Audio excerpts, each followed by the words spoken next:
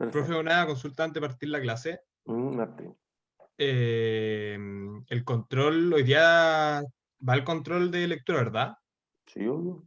Es que no estaba arriba. Ayer entré al web curso, no sé si lo habrán subido ya o porque llegaste al control 5. Um, Déjame verlo al tiro. Qué Sí, ya está extraño. arriba. ¿Está arriba? Ah, ya, Sí. súper. Dale. Sí, quizá. Pero raro porque lo teníamos del principio del semestre. Quizás fue como algunas cosas se pusieron en oculto para que en la prueba solo vieran el link de la prueba y no se concentraran. Puede haber sido eso quizás. Pero ya está arriba, eso bueno. Entonces, primero que todo, consultas de la lectura. ¿Alguien que tenga algo específico? Yo, profe, Cristian. que yo tengo una duda porque en una parte del texto empieza a decir que existe la posibilidad de que puede surgir tanto un leasing operativo como un leasing financiero y ahí yo me perdí la verdad. No Ya. entendí ese caso. Podría ser que el contrato sea distinto para las partes. Por ejemplo, que el leasing financiero, para hacerlo simple, transfiere el control del activo al arrendatario. El leasing operativo no transfiere el control. Entonces normalmente decíamos, oye, mira, si tú arriendas un auto por el fin de semana, el auto no es tuyo. Eso sería un leasing operativo. Si tú quizás arriendas una tienda por 10, por 20, por 30 años y existe la opción de comprarla, por ejemplo, quizás la tienda sí es tuya o es algo súper parecido a eso. Entonces, podría darse que para una parte diga, no, yo no transfiero los riesgos, pero otra parte diga que sí transfiere los riesgos. Entonces, uno podría decir, oye, pero la esencia del contrato debería ser simétrica, sí, pero ese es el gran problema, que lo que decíamos en la clase anterior, tú dices que es un leasing financiero, tú eres el dueño, entonces yo arrendatario debería reconocerlo. Pero yo digo que es un leasing operativo, entonces tú arrendador deberías reconocerlo. Como ninguno de los dos quiere reconocerlo, entonces nadie lo va a reconocer y ese es un problema contable que se generaba.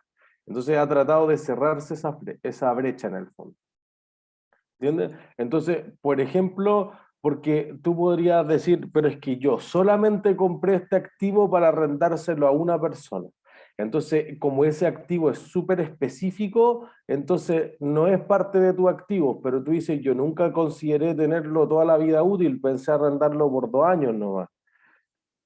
Entonces tienen visiones distintas sobre lo que va a ocurrir con el contrato. Por ejemplo, porque tú dijiste ya, hagamos el contrato por 2 años y en 2 años más lo renovamos en condiciones de mercado. Pero la otra persona dice, yo no voy a renovarlo, prefiero comprarme un auto nuevo a que renovar el contrato de arriendo después de 2 años. Entonces, eso podría ser una diferencia de la expectativa, insisto, que podrían tener sobre el contrato de leasing. Perfecto, profe. Entonces, por ejemplo, los casos de los subarriendos, cuando hay una empresa que le está arrendando a otra empresa, por ejemplo, no sé, le están arrendando una casa y esa casa resulta que la empresa lo que va a hacer es como, ah, no, con la cosa de los malls, que creo que habían como subtiendas dentro de Falabella, por ejemplo. Ya esas subtiendas que son subarriendo pueden ser leasing operacional para la, o sea, dependiendo del tipo de contrato claramente, para Falabella, pero como Falabella está arrendando eso en grande, a lo mejor es un financiero para la otra empresa, ¿o no? Es que no, más bien la esencia es esto. Digamos que tú arriendas este pedazo, ¿ya? Digamos que esta es la tienda de Falabella en el Parque Arauco. Pero fíjense que esto pertenece a algo más grande, ¿no? Ya a un mall del Parque Arauco. Ya, pero dentro de la tienda de Falabella, tú tienes un bloque que se lo arrienda Entel. ¿Se entiende? Entonces tú dices, mira, Parque Arauco no te va a dejar comprar la tienda, no te ha transferido el control, nada. Entonces Falabella dice, sí, esto es un leasing operativo. Yo no tengo opción de reconocer como activo esto. Y el Parque Arauco dice, sí, la tienda para mí es una propiedad de inversión, es operativo para los dos lados. Eso es lo que vimos en propiedades de inversión. Lo que pasa es que tú dirías, bueno, pero Falabella puede hacer lo que quiera dentro, entre ellos arrendar este pedacito a Entel. Y entonces Entel le va a pagar a Falabella algo. Entonces fíjense que Falabella va a tener un ingreso por arriendo. Y entonces el cuestionamiento aquí sería, ¿qué activo le está generando ese ingreso?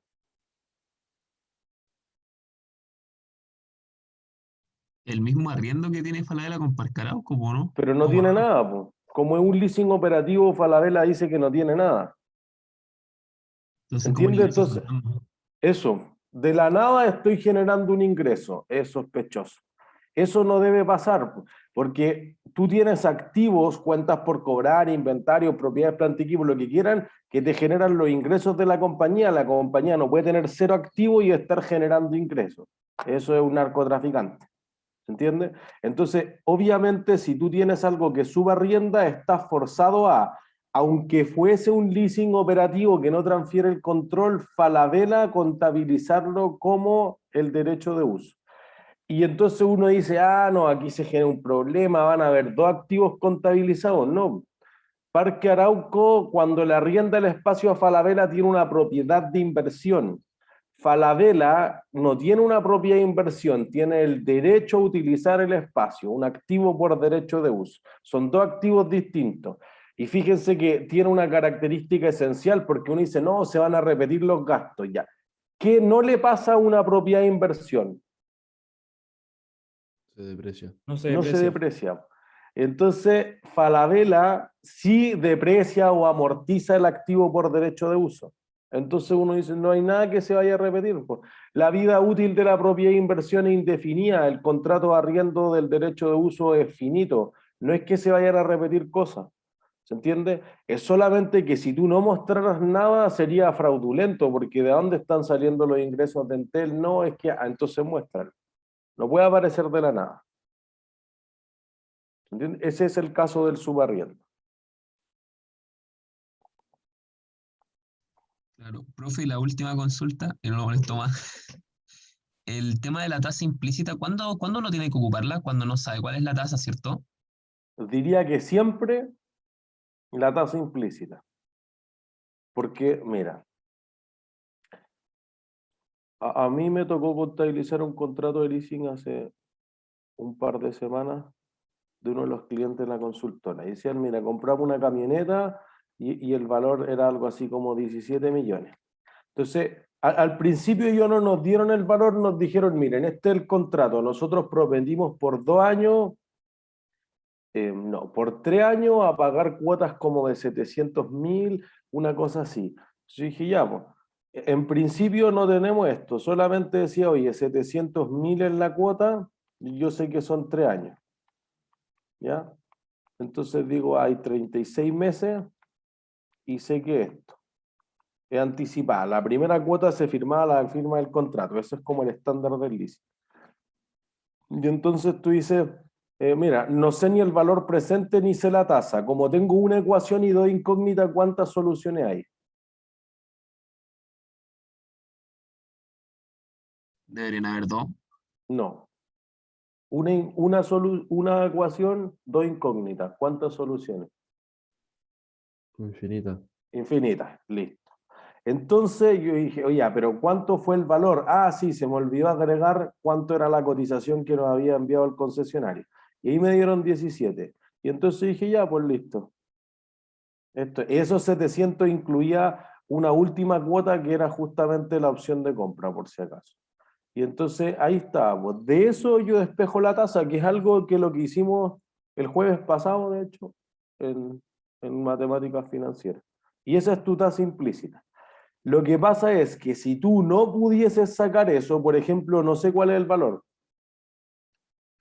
No hay un valor. Por ejemplo, tú mandaste a construir una cosa súper específica, entonces no hay un precio de mercado. No es que yo fui y te compré una casa que estaba cotizada, te compré un tractor, te compré un automóvil en este caso, sino que no existía. Bueno, si tengo infinitas soluciones, que es lo que decía Benjamín, entonces ahí debería ocupar la tasa incremental en el fondo. ¿Qué es la tasa incremental? Mira, esta es una alternativa de financiamiento, por eso tengan súper claro que el contrato de leasing es el financiamiento del activo. Entonces, si yo hubiese ido a pedir un préstamo o emitiera un bono, que es lo que vamos a ver la semana subsiguiente, entonces yo hubiese obtenido una tasa de 6%. Ah, ya, pues voy a traer todo valor presente a 6. No puedo ver la tasa de este contrato porque me faltan variables para hacer la matemática, pero veo que si hubiese ido al lado hubiera obtenido esto. Entonces, más o menos debiera ser la misma tasa. Y entonces descuento todo eso, no sé, pues al 6% a valor presente, y ahí me hago la tabla de desarrollo y el resto.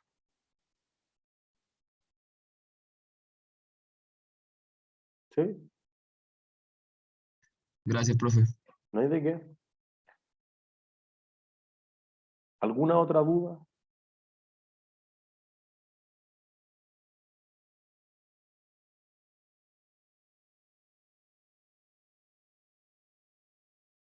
¿No? ¿Todas claras y claros? Ya, entonces.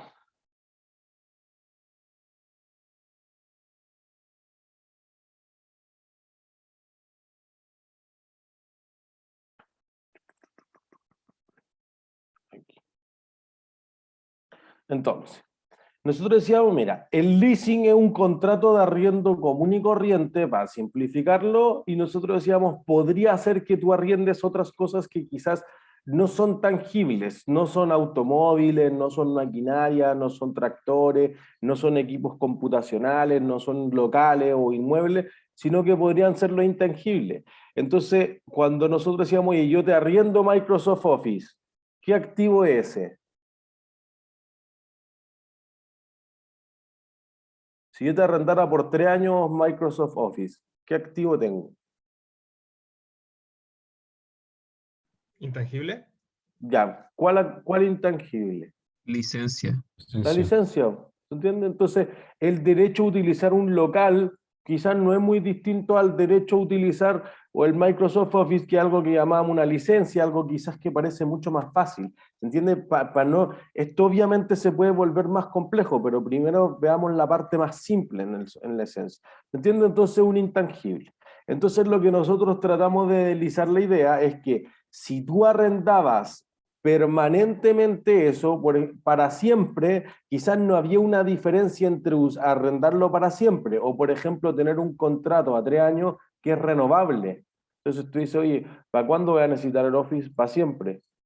Quizás no hay una diferencia entre el valor presente de las cuotas que pago por arriendo, los cánones, decíamos, y lo que me hubiese costado comprarlo. Porque si en realidad uno fuera mucho más grande que el otro, entonces uno no preferiría esa opción.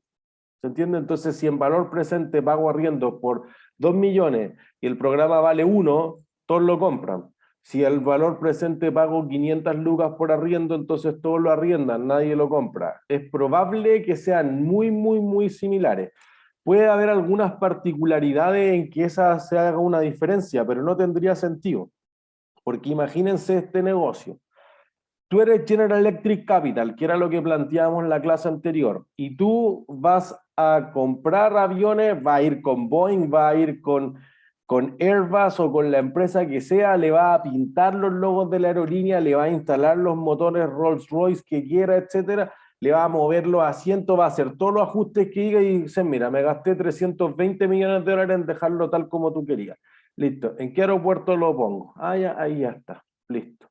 Y entonces tú dices, oye, si yo lo arriendo, no puede ser que recupere menos que 320 en valor presente. Podemos hacer ajustes que las tasas que tú ocupaste son distintas a las mías, pero lo lógico es que si tú vas a cobrar invento 400 en total, en valor presente te dé 320.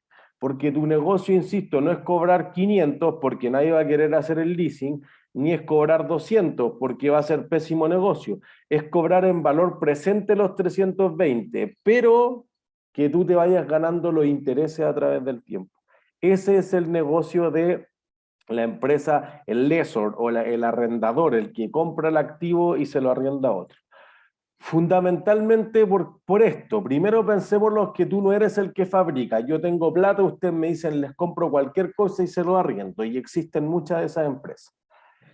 Tú dices esto. Si tú tienes, si tu alternativa, pensémosla desde el punto de vista del arrendatario, tú eres un agricultor o tú eres una aerolínea que necesita este activo. Si tú no tienes plata para comprarlo, ¿qué podrías hacer? Arrendarlo. Buscar un Sí, control pero de arriendo. ¿cómo? No sé lo que es eso, suena muy complejo. ¿Pedir un préstamo? Pedir un préstamo, esa es la alternativa. Entonces, fíjense, ustedes van a pedir un préstamo al banco y supongamos esto, que ni siquiera es realista, el banco te presta toda la plata, pero como máximo el banco te va a prestar el 80%, entonces eso implica que tengo que tener al menos el pie, el 20%. ¿Entiendes? Ya, pero el banco te presta toda la plata. Después, para tener el activo, ¿qué tengo que hacer? Comprarlo. Comprarlo. Y entonces después para comprarlo tengo que habilitarlo, por ejemplo. ¿Entiendes? Entonces, bueno, quizás si yo lo arriendo igual tengo que habilitarlo, obviemos eso. Pero cuando el activo muera al final de su vida útil, ¿qué tengo que hacer? Sacarlo, Venderlo. Desmantelarlo, po.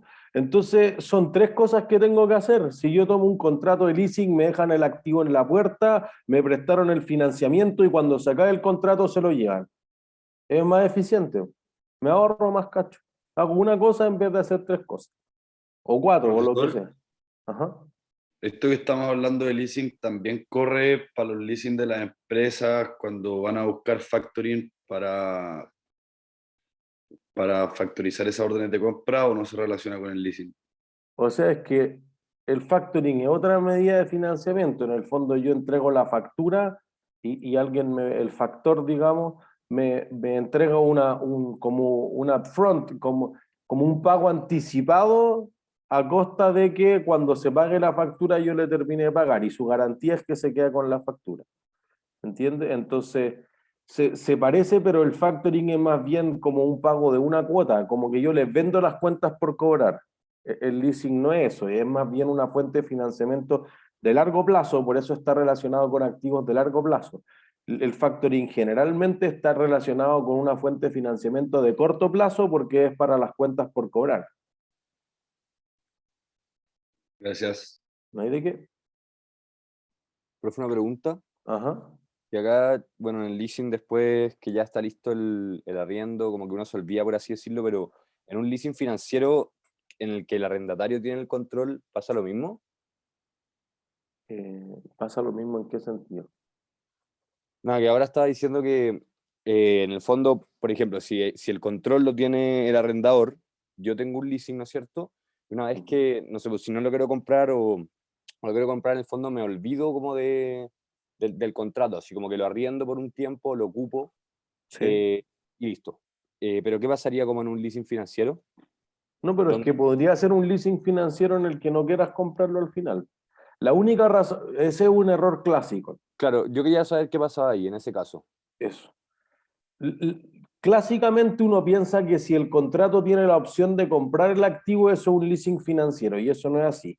Puede ser que por múltiples razones tú no quieras ejercer la opción de compra. Primero que yo te digo, oye, mira, aquí tiene un camión que vale 30 millones, usa los 5 años y después de 5 años te dejo comprarlo en los mismos 30 millones. ¿Alguien usaría esa opción de compra? No, ¿Por qué no? porque el activo ya está depreciado, vale menos. Después de Depreciado. 5 años. No tiene sentido, es lo que después en Finanzas 2, si alguien va al magíster de finanzas, van a llamar la opción está fuera del dinero, out of the money. En realidad tú dices, oye, me cobran 30 por un camión que ya no sé, pues vale 15, vale 18, vale 20, pero seguro menos que 30, no es negocio. En cambio, si yo les digo, oye, yo les voy a vender esto, pero por una opción que está súper barata, 1 millón de pesos. Ah, tú dices, en 5 años el camión, aunque lo haga pebre, debe valer más que 1 millón de pesos. Entonces tiene sentido que yo la vaya a ejercer. Por ende, la sola existencia de la opción de compra no te asegura que se vaya a ejercer la opción de compra. Por eso es una opción, no estoy obligado a pagar esa última cuota y comprarla. ¿Sí? Pero además, uno diría, perfecto, quizás tú quieres estar renovando tu tecnología constantemente, entonces en realidad no tiene sentido que yo vaya a ejercer la opción de compra. Pero por el contrario, podría ser que no existe la opción de compra y aún así hay un leasing financiero, por cualquier otra razón, porque tú dices, oye, mira, te voy a traspasar la propiedad legal sin que el activo tenga, sin pagar nada. No existe la opción, pero igual se va a traspasar. O no existe la opción, pero tú vas a renovar el contrato indefinidamente hasta que el activo muera. ¿Por qué? Porque te cobro el 80% de lo que te cobra el mercado en ese momento. Entonces tú estás seguro que vas a renovar indefinidamente el contrato de arriendo. ¿Se entiende? Entonces, hay muchos casos en los que el leasing quizás no tiene opción de compra y todavía puede ser denominado como un leasing financiero. No sé si eso contestaba la pregunta de origen. Sí, profe, gracias. ¿No hay de qué? Entonces, piensen que el leasing es sumamente utilizado por las empresas. Por ejemplo, Unimark, SMU, 2013 tenía 697 locales y el 40% de estos 308 eran arrendados. Entonces, fíjense que eso es lo que decíamos la vez anterior. No hay una diferencia entre saber si estoy en un local arrendado o si estoy en un local propio. Entonces, esto tiene que ver solamente con el financiamiento, porque no influye en la operación. Nadie te dice, oye, son mejores los locales propios que los locales arrendados. Creo que alguien lo plantea en esta sección. Oye, si yo veo un McDonald's franquiciado o veo un McDonald's propio, no sé cuál es la diferencia. No noto nada en la diferencia. ¿Se entiende? En algunos casos uno tiene otras diferencias. Por ejemplo, por mucho tiempo en Copec se dio que los punto Copec y los pronto Copec dependían si eran una estación de servicio de Copec o si era franquiciada a otro, ¿se entiende? Pero podría ser que invisible físicamente cuál es la diferencia. Entonces tú dices, oye, mira, si el 40% de todos tus locales son arrendados, si muchas de las tiendas, por ejemplo, son todas arrendadas, si las farmacias, etcétera, eso puede hacer una diferencia significativa. ¿Se entiende? Además, en el extremo, cuando las empresas tienen, por ejemplo, problemas de liquidez, hacen un leaseback, y un leaseback suena súper sofisticado y algo más simple. Tú tienes una casa, pensémoslo actualmente, pandemia, lleva un año cesante, pero tiene una casa que ya habías pagado. ¿Qué podrías hacer para conseguir efectivo? Venderla. Venderla. ¿Y O dónde vivo? arrendarla. Bueno, pero ¿dónde vivo? En una casa más chica. Ya, pero ¿la arriendo o la compro? Arrienda. La arriendo. Ya, entonces fíjense que ustedes dicen, oye, pero a mí me gusta mi casa. No quiero vivir en una más chica, quiero vivir en la misma porque esto es un problema temporal que se va a solucionar en, no sé, 5 años. Esto se generaliza obviamente para la empresa. No dice, mira, agarra la casa, véndesela al banco y dile al banco que me la arriende de vuelta. Lease back. Entonces tú te quedas en la casa, que es lo que te importa. La casa ya legalmente no es tuya, pero tú en realidad al vender la casa tienes caja. ¿Y con qué pago los arriendos de la casa? Con esa caja. Con esa caja, listo. Esa es la solución. La empresa, LAN lo hizo mucho antes de que se metieran los grandes problemas de la pandemia.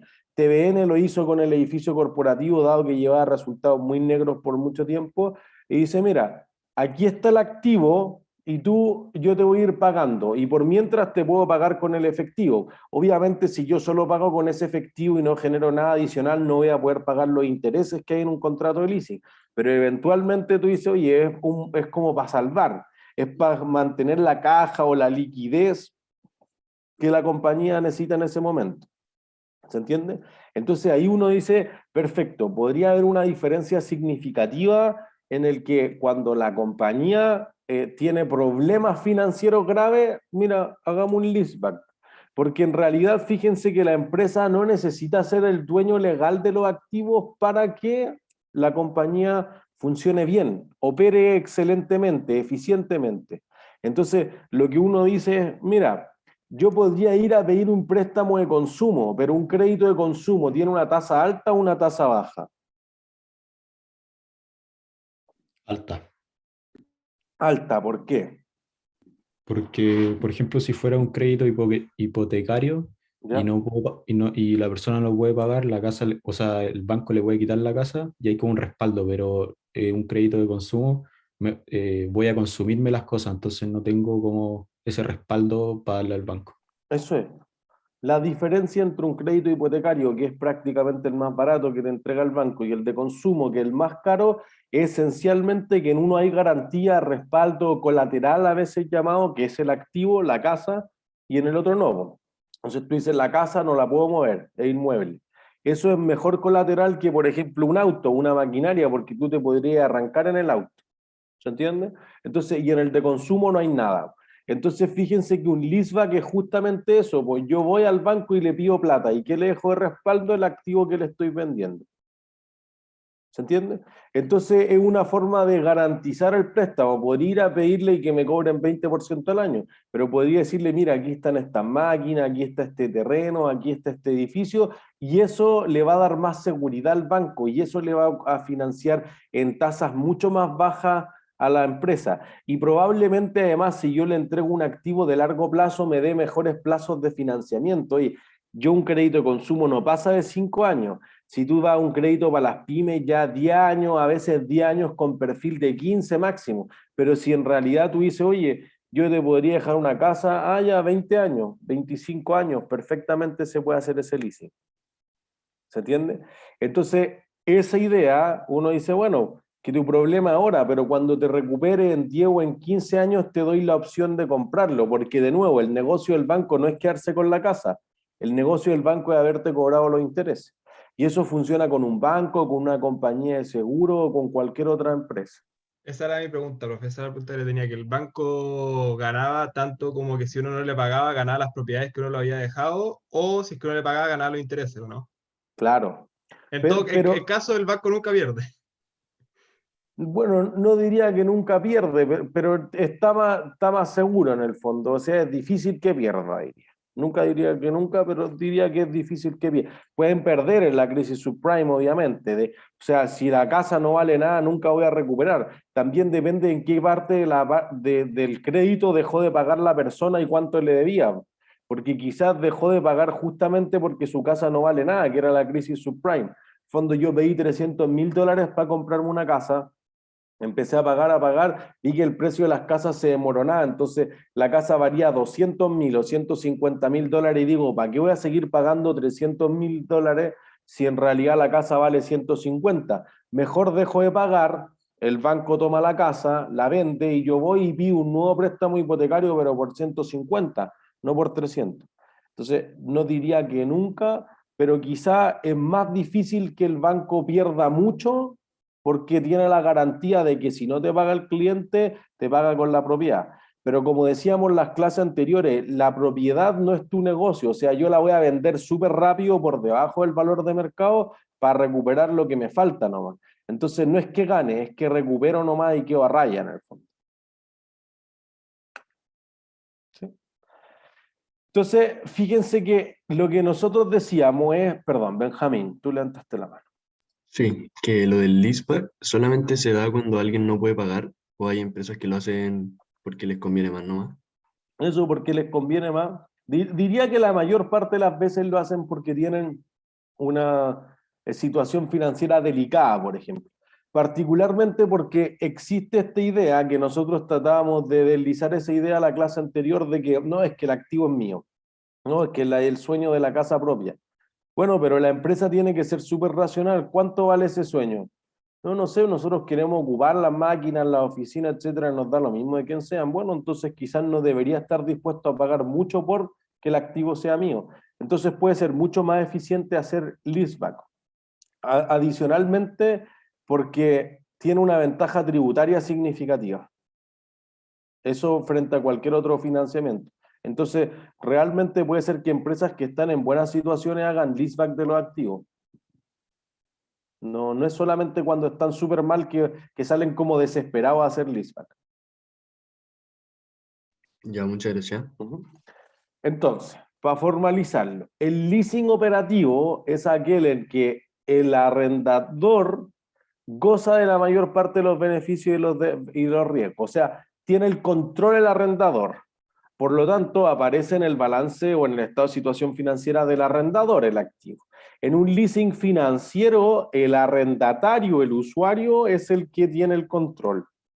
Y por ende, debería mostrarlo en su estado financiero. ¿Se entiende? Entonces, normalmente, ¿qué es lo que uno trata de decir? Oye, leo el contrato en detalle y uno ve si realmente clasifica como financiero. Y si no clasifica como financiero, después de probar una serie de cosas, entonces clasifica como operativo. Obviamente nosotros vamos a tratar de ver, en la realidad es más complejo de ver, pero en algunos casos también es evidente por si acaso, ¿sí? Por eso que, por ejemplo, si, no sé si sus papás, su hermano grande, etc., alguien está en la industria de leasing o de financiamiento, sobre todo, generalmente sí se llenó que un leasing es distinto a un contrato de arriendo. Bueno, porque el concepto de leasing, siempre la gente de la industria piensa en un leasing financiero o de capital. Fíjense que leasing, como es arrendar, tú dices, oye, General Electric Capital, ¿te estará arrendando el avión o te está arrendando otra cosa?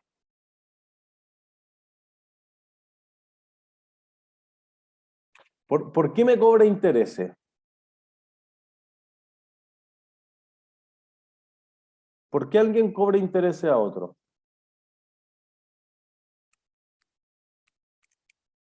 Para asegurarse del valor del dinero en un futuro al final. Sí, pero ¿por qué, po? Para ganar algo a cambio. No, pero ¿por qué tiene que ganar algo? ¿Qué hizo para ganar algo? Le presté plata. Listo, eso es. Entonces el leasing financiero es lo que te está arrendando, no es el activo. Por eso que en inglés le llaman mucho capital lease, leasing de capital. Lo que te estoy arrendando es el capital para el activo y el retorno que recibo sobre el capital son justamente los intereses. ¿Se entiende? Entonces, leasing de capital es exactamente lo mismo que leasing financiero, es como existencia de inventario, son sinónimos. Y quizá, en esencia, quizás para algunos de ustedes es más evidente, oye, el leasing de capital es obvio, por lo que te está arrendando no el activo, sino el capital para financiar el activo.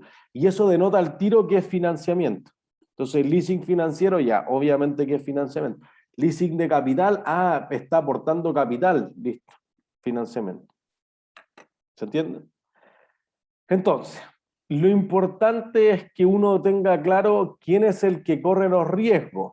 Entonces, en general se piensa que los contratos de leasing operativo son de corto plazo o de mediano. Cuando son de largo plazo, uno está pensando fundamentalmente en leasing financiero.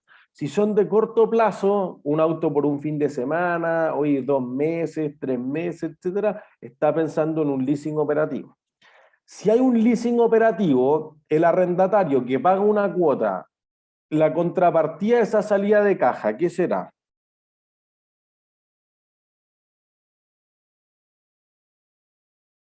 Yo digo, abono efectivo, cuando yo soy el arrendatario y pago el arriendo. ¿El arriendo que pago qué es? ¿Cuál es el cargo? Gasto. Gasto, listo, gasto por arriendo. Veámoslo del otro lado, veamos el Parque Arauco que decíamos, o Mall Plaza que hicieron para la Tania. El Parque Arauco recibe ese efectivo. ¿Cuál es la contrapartida de eso? ¿Cuál es el abono? Ingreso. Ingreso por arriendo. Listo. Para el leasing operativo es simple. Cuando yo tengo un leasing financiero ya no es tan simple. ¿Sí? Entonces, recordemos que si tú tienes un arrendamiento operativo, por ejemplo, y es un inmueble, tú no has transferido la propiedad o el control de ese activo a otro. Bueno, si es inmueble, una propiedad de inversión. Y si es mueble, ¿qué activo tiene el arrendador? Por un punto premio. PPE. PPE, listo. Eso es. ¿Sí? ¿Por qué? Porque se deprecia, la propiedad de inversión no se deprecia. Y entonces fíjense que si yo lo arriendo, estoy obligado a utilizar el valor razonable. Entonces eso produce que menos empresas tengan que ocupar el costo. Por eso les debe ser evidente ahora, al menos en retrospectiva, que Mall Plaza ocupe el costo. Es muy extraño. ¿Se entiende?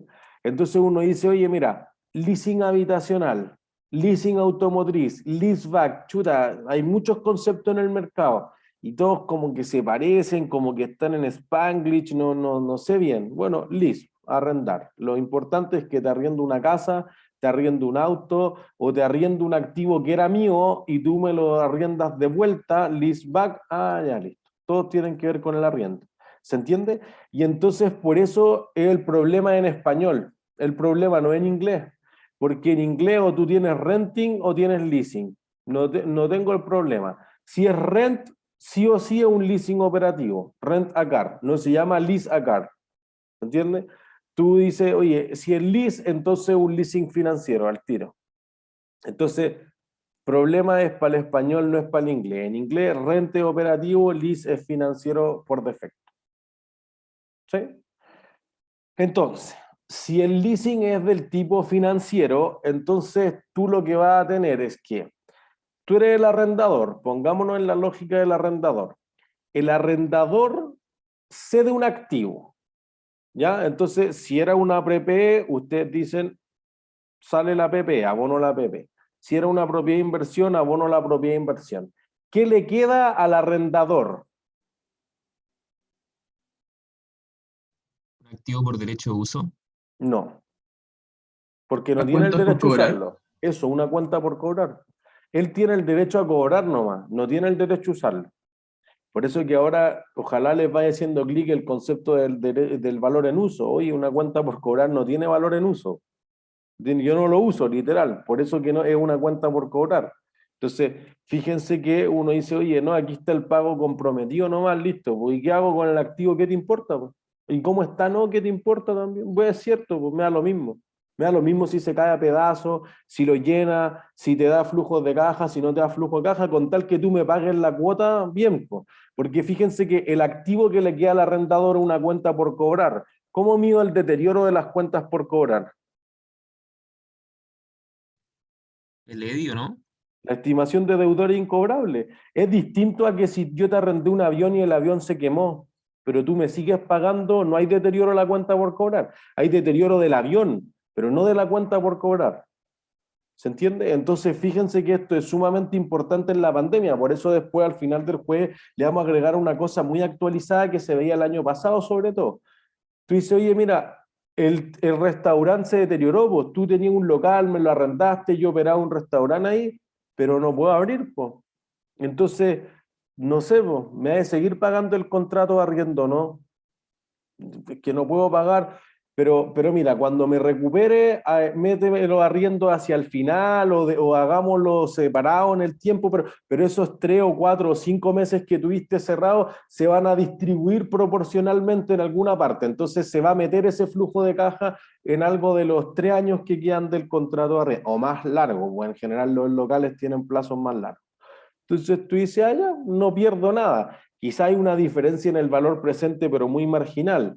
Pero tú podrías decir, mira, si me apretáis, no te puedo seguir arrendando hasta que llegamos, me acojo a quiebra. Ah, ya, bueno, te perdono los 3 meses. Ah, ya, si hay 3 meses de arriendo que yo esperaba recibir y no me pagaron, fíjense que se parece a algo de la incobrabilidad, pero ahora hay algo más sofisticado, tenemos algo de más de matemáticas financieras. Próximo jueves vamos a entrar harto en eso. Si uno dice, oye, podría haber una diferencia significativa en el que en realidad tú aquí no puedas pagar. ¿Por qué? Porque se deterioró el activo y era lo único que tenía. Pero podría ser que tú no abriste y seguiste pagando el arriendo igual. ¿Se acuerdan cuando yo decía el ejemplo del fondo de inversión que tenía un ancla, Unimark? Unimark decidió no abrir los supermercados, pero siguió pagando el contrato de arriendo. Entonces, fíjense que la cuenta por cobrar que tenía el fondo de inversión no se deterioró. Lo que pasa es que como el Unimark no abría, traía menos flujos para todo el resto. Entonces, para todos los otros se deterioró el derecho de uso, porque ya no venían 5.000 personas, venían 1.000. Eso hace la diferencia. ¿Se entiende? Entonces, la forma en cómo se deteriora un activo financiero como la cuenta por cobrar y el activo tangible, digamos, o intangible, que podría ser también, es distinta. Entonces, eso hace una diferencia significativa. ¿Sí? Entonces, si una parte de este leasing financiero va a ocurrir en el próximo año, quizá uno tiene una cuenta por cobrar de corto plazo o corriente y una parte de lo que sea por encima del año, no sé, hasta los 10 años, los siguientes 9 años, van a ser un activo de largo plazo.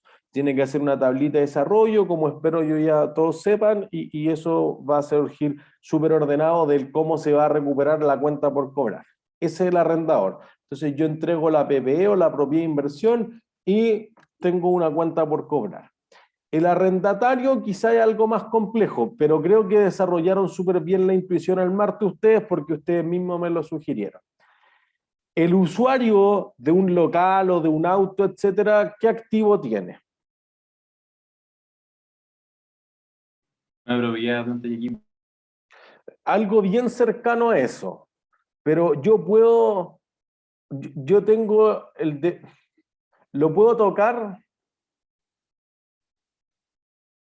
Se genera un ADU, un activo por derecho de uso. Ya, eso, que podría ser casi lo mismo que una propiedad planta de equipo, porque lo puedo tocar, pero no es mío, las propiedades planta de equipo hemos supuesto que son mías, podría haber una diferencia súper marginal. Entonces se genera este activo por derecho de uso. El activo por derecho de uso, en mi impresión, es muy cercano o es lo más cercano a un activo intangible, porque es el derecho a usar algo, que es la mayor lógica de los activos intangibles. Pero además porque ¿cuánto vale cuando se acabe el contrato de arriendo?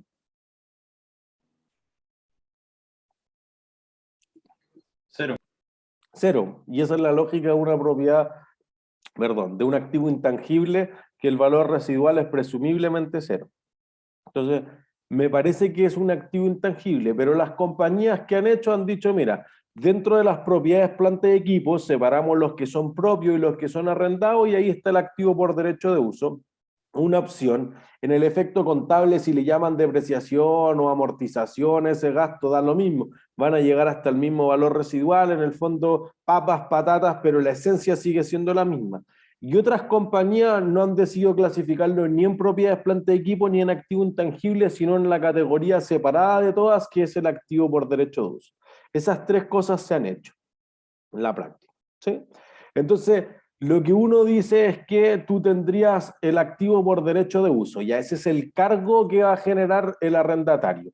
¿Y qué va a generar como contrapartida de eso?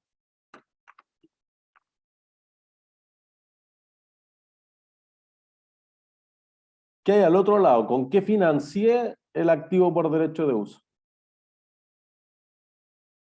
¿El leasing? ¿O Con el no? leasing. Listo. Pues entonces al otro lado tengo el pasivo por arrendamiento, obligación por leasing, leasing por pagar, si quieren, como quieran llamarlo. ¿Se entiende? Entonces fíjense que yo voy a reconocer un activo por derecho de uso por 100 y voy a cargar por 100 y abonar por 100 la obligación por leasing. Al principio del contrato. Entonces fíjense que aquí viene la complejidad que yo trataba de deslizar el martes. Yo sé cuánto vale un camión, pero ¿cuánto vale el derecho a usar un camión?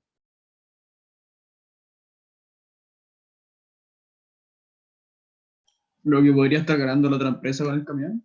¿Cuánto? Denme un número. Yo sé que un camión vale 20 millones, tiene una vida útil de 10 años, y yo te doy la opción de utilizarlo por 10 años. ¿Cuánto vale el derecho a usarlo por 10 años si la vida útil es de 10 años?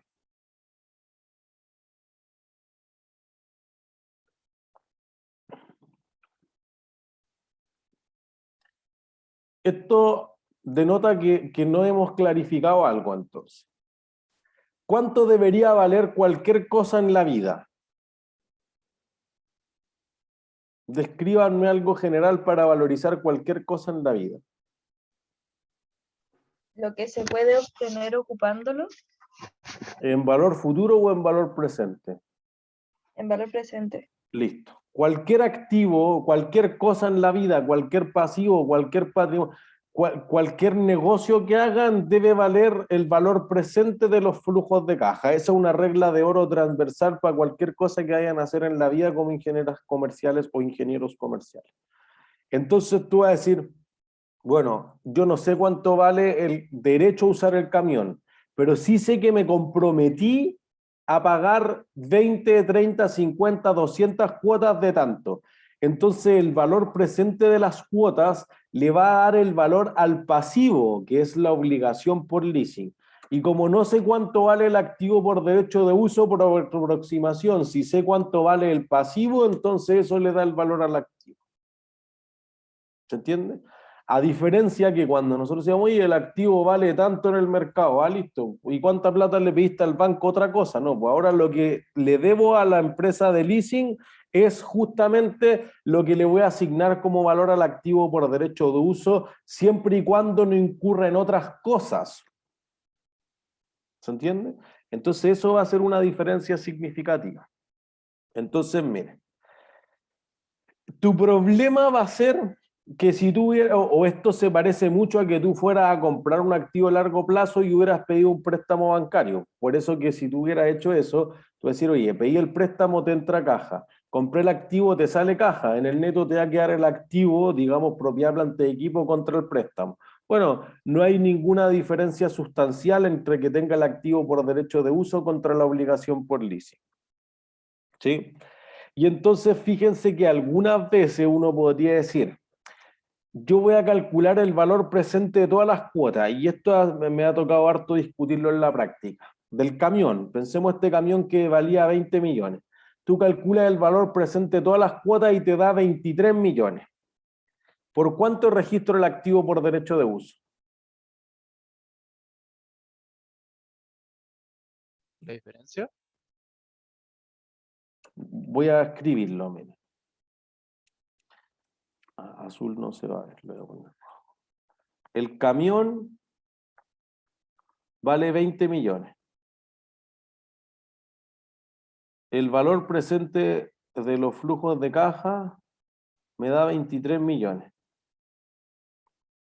Del contrato de arriendo, obviamente. Pues entonces lo que quiero ver es cuánto registro el activo por derecho de uso. Los 23 millones. ¿Los 23 millones? Ya. ¿Por qué el valor presente de los flujos de caja? Que es justamente lo que acabamos de describir.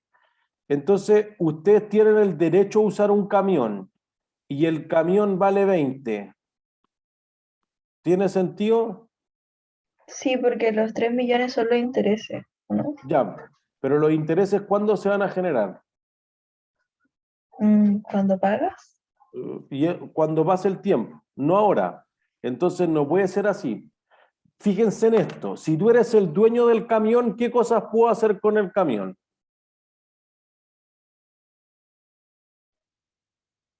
Usarlo o arrendarlo. Usarlo, listo. Arrendarlo, ¿qué más? Venderlo. Venderlo. Y puedo ocuparlo como garantía o como colateral que escribamos para un préstamo. Puedo hacer 4 cosas. Si tú tienes el activo por derecho de uso, solamente puedo hacer una de esas 4 cosas. Entonces, ¿puede ser que el camión valga menos que el activo por derecho de uso? No.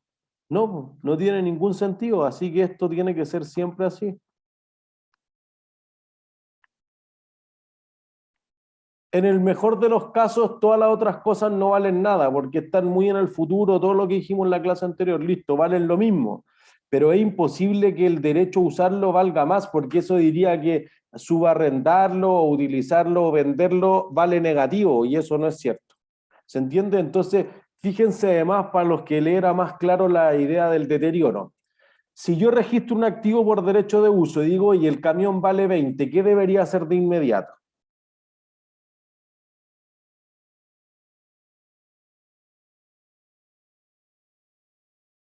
Registro el activo por derecho de uso por 23 y digo, oye, si yo vendiera el camión ahora intacto vale 20.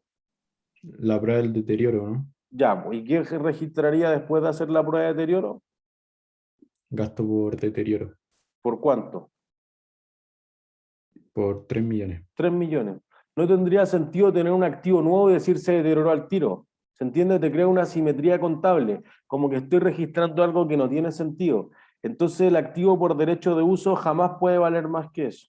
Entonces, si el valor presente de todas las cuotas, incluyendo la acción de compra, si existe, máximo se va a registrar el valor razonable, 20. Si todas las cuotas te dan 19 o 18, bueno, por 18. Quiere decir que los otros beneficios, subarrendarlo, venderlo, respaldarlo en un crédito, valen los otros 2 millones. Pero no puede ser que valga más que los 20 millones. ¿Se entiende? Entonces, si tú tienes el valor presente de las cuotas o el valor razonable, el menor entre ambos. ¿Sí? Ahí está la respuesta, digamos, al por qué se hace eso. Y entonces, ¿qué tasas se deben descontar los flujos de caja del contrato de arrendamiento? Mire, ¿por qué la tasa implícita? Porque si yo digo, mira, voy a pagar cuotas que en valor presente representan 18 millones, Ustedes compraron ese camión, lo trajeron a mi empresa, yo lo usé, les pagué en valor presente 18 y les devolví el camión. ¿Qué hacen ustedes con el camión?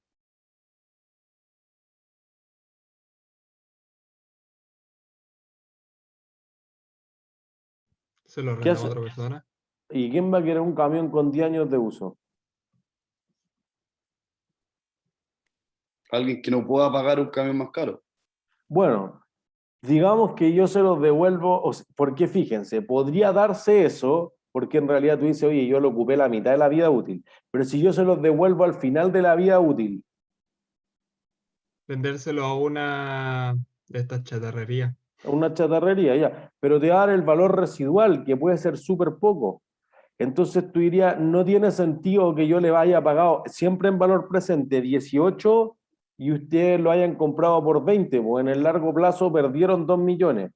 ¿Se entiende? Da lo mismo la suma de los intereses. En valor presente perdieron 2 millones. Entonces no es negocio para ustedes comprar un camión y cobrarme 18. Es muy probable que se acerque mucho a cobrar el 100%. Entonces tú dices, mira, un contrato típicamente dice yo voy a cobrar 500 lucas por los próximos 60 meses. Ah, ya, en total sé que va a pagar 30. No dice una tasa, por eso que aquí la tasa está implícita, a eso se refiere. Oye, ahí hay una tasa, sí, no tengo idea, pues si a ti no te gusta, anda al banco, pide un préstamo y ve si te cobra más de 500 o 600 lucas. Ah, ya.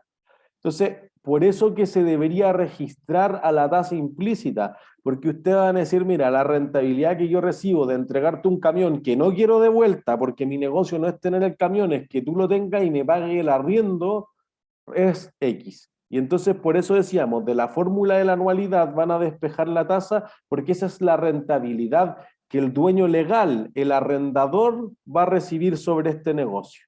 ¿Se entiende? Y esa es la lógica. No es que ustedes me lo vayan a arrendar más barato porque ese negocio es un asco, pues si aquí no es altruista el negocio, es que ustedes me entregan un activo que a mí me funciona bien, me van renovando la tecnología, pero ustedes no se quieren quedar con el activo. El arrendador tiene un balance lleno de cuentas por cobrar, no tiene un balance lleno de camiones. ¿Se entiende? Ahora sí. Cuando llega ese momento donde ya, por ejemplo, yo esté, o en este caso el camión, yo estoy arrendando el camión, y llega un punto donde el leasing está por acabarse, también existe la opción de que, lo que leímos aquí, que al final el arrendador se quede con el camión o compre cierta parte del camión, ¿o no? Claro, por eso que te doy una opción súper baja, porque tú dices, mira, si no le doy la opción, capaz que me vuelva el camión y un cacho. Imagínense que vivo con un camión a su casa, ¿dónde lo meten? Uno dice, ah, no tendrá bodegas, pero eso cuesta, pues ustedes no quieren tener un negocio con unas bodegas que nunca usan porque el camión está en la fábrica del cliente. Entonces, si llega con un camión en un cacho, ustedes tienen una oficina nomás, porque ustedes se dedican, insisto, al leasing, o son un banco, llega una sucursal del banco, ¿qué pasa si alguien me deja botar un camión afuera? Físicamente es inútil. Entonces, por eso yo le otorgo una opción de compra que normalmente es súper baja. ¿Para qué? Para que él se quede con el camión, porque le tiene cariño, porque operacionalmente tiene sentido, lo que sea, y así no me lo trae de vuelta. Pues así me aseguro que él se lo quede. Mi negocio es que él se lo quede, no que me lo traiga de vuelta. Que me lo traiga de vuelta es un cacho. O sea, a eso es lo que tienen que apostar quienes ofrecen un leasing por cierto producto finalmente. Al final, como usted está diciendo, que le devuelvan el producto, se lo van a volver un valor que vale mucho menos. Eso. ¿Y ese no es tu negocio? Perdón. Eso es como todo al final. Uh-huh.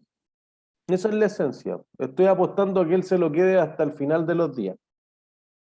Puede ser mucho menos negocio que al final él me lo devuelva que él se lo quede. Tal cual. Es más problemático en ese sentido. ¿Entiendes? Entonces, puede ser que se dé, por ejemplo, que tú contemplaste que se iba a ejercer la opción de compra, pero por cualquier razón, digamos porque está en una situación financiera muy compleja, no lo puede ejercer. Bueno, si me traen el camión de vuelta, lo normalmente que yo hago es lo envío a remate al tiro y le saco cualquier cosa, porque hasta ahí yo ya hice el negocio.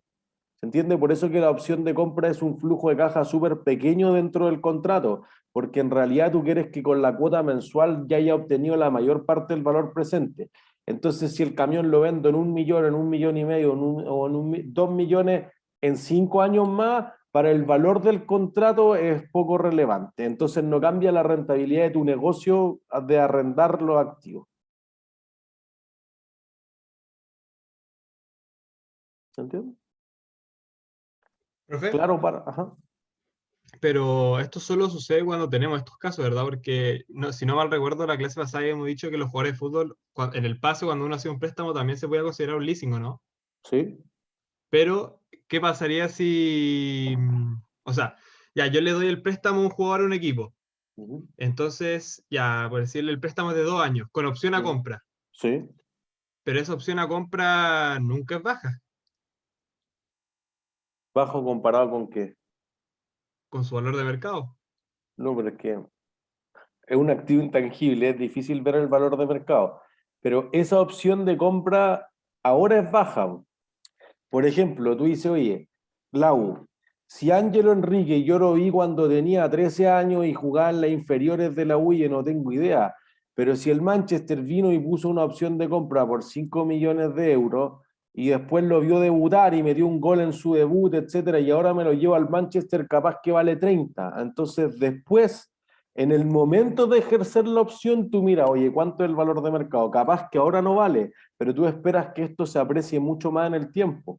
Entonces tú dices, oye, hoy día se ve súper caro, pero si, noticia del principio del curso, si yo tengo la opción de comprar un terreno en 10 años más por el doble y los precios subieron hasta el triple, 218% subieron, entonces capaz que me conviene comprarlo. ¿Se entiende? Entonces la evaluación de si la opción de compra está cara o barata, creo que es más complejo. Ya, profe, ¿Sí? ya. Sí, sí, sí. Perfecto. Entonces, por eso uno habla del leasing como el financiamiento y el renting es más bien el uso, es la versión operacional de eso. Hasta el 2017, perdón, hasta el 2019, las empresas tenían que ocupar la norma internacional de contabilidad 17. Esta decía, la empresa tiene que definir si el leasing es operativo, si el leasing es financiero y contabilizarlo tal como hemos dicho. No existía el concepto del activo por derecho de uso. Entonces, pasaba lo que dijimos al principio. Las aerolíneas no contabilizaban sus aviones, las farmacias sobre todo no contabilizaban sus tiendas y así sucesivamente.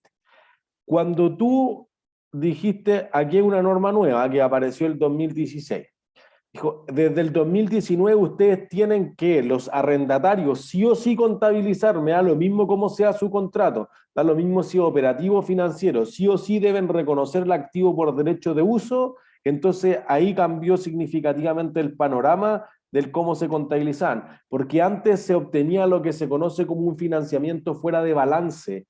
Tú tenías lo activo, pero no tenía el pasivo, o estaba usando físicamente esto, pero el balance no tenía ni el activo ni el pasivo, y entonces eso es sustancialmente inexacto para la realidad de la empresa. No quiero decir que es fraudulento, pero subestimaba la posición financiera, que fue lo que nosotros mostramos. Oye, le faltaba deuda y le faltaba activo y se ve mucho más apalancada la empresa financieramente hablando. Entonces la IFRS 16 corrigió sustancialmente eso y eso incluyó muchos activos y pasivos que las empresas no habían contabilizado antes. Entonces, por ejemplo, miren, vamos a mostrar la universidad y vamos a mostrar Entel y con eso vamos a terminar la clase de hoy día. Déjenme abrir el archivo que lo tengo aquí.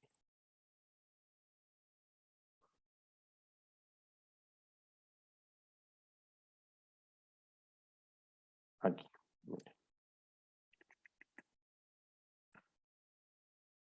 Estado financiero de la universidad, ¿sí? Año 2019. Yo creo que en introducción a la conta yo siempre lo muestro, pero por si alguien tuviese la duda. Fíjense que la universidad al 2018 tenía 86.000 millones en activos. Luego tiene 179.000 millones, o sea, tiene el doble. Pero alguien notará que no son el doble de estudiantes ni son el doble de edificios. Entonces, si uno, le voy a achicar un poquito para que se vea casi todos los activos. Ahí. ¿Cuál es el activo que aumenta significativamente del 2018 al 2019? Derechos de uso en arriendo. Eso es. Fíjense que era una categoría que no existía, por eso que aquí el cambio contable es significativo. Fuera que nosotros trascendamos de los números, el incorporarlo, fíjense que antes te estaba escondiendo 84.000 millones en activos, y alguien dirá, razonablemente, oye, pero es que da lo mismo, pues ¿quién va a querer esconder los activos? Y yo quiero mostrar que tengo más activos, la empresa se ve más sólida. Sí, pues, pero si aumenta el activo, imagínense la ecuación contable, por el otro lado tiene que aumentar algo. Entonces, fíjense que por el otro lado, de nuevo, tenía activos o pasivos más patrimonio, digamos, pero fíjense acá, había un pasivo por el derecho de uso, la obligación por leasing, etcétera, las empresas le han llamado de distintas formas, por 86.000 millones. ¿Se entiende? Y entonces ahora uno dice, oye, está más endeudada de lo que parecía la compañía. ¿Se entiende? Y eso somos nosotros, esos son los estados financieros de la universidad. Entonces, si uno va a las notas, te dice, mira, las propiedades, plantas y equipos que tengo esto, acá está el valor bruto, la depreciación acumulada, etcétera, y aquí hay algunos activos que ya consideraba fijos en leasing. No es que todos los leasing estuvieran escondidos antes, es que antes yo había considerado que existía la opción de compra, por ejemplo, sobre el edificio A y otras cosas que tengo ahí. ¿Sí? Entonces ahí están los libros en la biblioteca, todas las cosas que nosotros discutimos en propiedades, plantas y equipos, los que estoy trayendo, etcétera. Listo, entonces habían ciertas cosas que ya estaban consideradas, que se depreciaban como cualquier otra propiedad, planta y equipo y que lo había reconocido ahí. Pero fíjense que ahora a partir de esto uno dice, mira, aquí está la vida útil con la que voy a depreciar esto. Aquí está de forma lineal, sin valor residual. Ahí está cuánto tiempo lo voy a tener. Las construcciones, por ejemplo, 600 meses, o sea, 50 años. ¿Y por qué llego a eso? Fíjense acá. Arrendamientos. El importe del libro bajo arrendamientos, ¿qué considera? Los terrenos y las construcciones. Esas construcciones se refieren a los caminos, los estacionamientos, etc. Y acá están los edificios, 13.000 millones. ¿Se entiende? Y entonces, además teníamos activos en leasing, ¿sí? Equipos, maquinaria, etcétera, que van cayendo con el tiempo, ¿sí? Y fíjense, aquí te dice cuánto van a pagar, etcétera. Y acá está algo importante. A partir del año 2019 entró en vigencia la IFRS 16, que establece un nuevo modelo de reconocimiento de los arriendos. La universidad mantiene vigente un contrato de arrendamiento con fines educacionales con la fundación con vencimiento en 2052. 30 años más. Pero como fue del 2002, desde que se construyó la sede de Peñalolén, 50 años de contrato, ¿sí? Por los edificios que están ubicados ahí. Entonces fíjense que aquí está el inmueble, aquí está el valor bruto, aquí está lo que se ha amortizado y aquí está el activo valor neto en el libro. ¿Se entiende? Y entonces fíjense que originalmente esto fue un leasing, creo que yo lo debo haber mencionado en clases, con MetLife, que después eso se fue transformando y uno dice, oye, aquí es justamente el ojo del huracán en el fondo, que a veces uno dice, oye, es que le van a cobrar más o menos. Fíjense aquí sale la tasa. El pasivo genera un 5,8%. Eso es, UF más 5,8%, esa es la tasa en la que la fundación la arrenda a la universidad. Viña la construyeron con un leasing del Banco Santander. Y fíjense que la tasa que ofrecía el Banco Santander, pero en el 2000, ¿cuándo yo empecé a hacer clase? El 2012, el 2011 quizá, 10 años después que la sede de Santiago, era UF más 5,47%. Entonces fíjense que está hecho en condiciones sustancialmente de mercado. La UF más 5,8 es más o menos lo mismo que te da el banco. Y ese banco en la situación de que cotizaron en 5, en 10 instituciones financieras y ese le dio la mejor tasa. ¿Se entiende? Entonces aquí lo esencial es que uno dice, o lo que ha visto la Superintendencia de Educación en otra parte, oye, si te cobran UF más 20%, más 25%, obviamente hay un negociado, te estoy traspasando cosas. Pero si en realidad esto está hecho en condiciones de mercado, es lógico, pues lo único que está recuperando es el valor del dinero en el tiempo. Nada distinto a eso, insisto, esta es una tasa del 2002, así que en retrospectiva inclusive me parece que es un poco baja. ¿Se entiende? Y entonces fíjense que como la primera vez que lo reconozco, y con eso terminamos, el contrato de leasing ya había partido y era hace 17 años, Entonces tú ya tienes un valor del valor presente de las cuotas que es distinto al del valor del activo por derecho de uso. ¿Por qué? Porque el activo por derecho de uso, igual que una carretera, se deprecia linealmente, lo vimos, sin valor residual lineal con 600 años de vida útil, y en cambio el pasivo financiero sigue una tabla de desarrollo que no es lineal porque el valor del dinero en el tiempo no es lineal. Entonces fíjense que el activo se termina registrando por 84.000 millones y el pasivo en total vale 86. Hay una diferencia de 2. Como el activo vale menos que el pasivo, entonces en patrimonio va a valer esos 2.000 millones menos. ¿Sí? ¿Se entendió más o menos? ¿Dudas? ¿No? Perfecto. Ha sido todo por hoy entonces. Que estén súper bien. Chao, chao. Gracias, profe. Chao, chao. Chao, profe, gracias. Chao, profe. Chao, que estén bien. Chao, profe, gracias. Chao.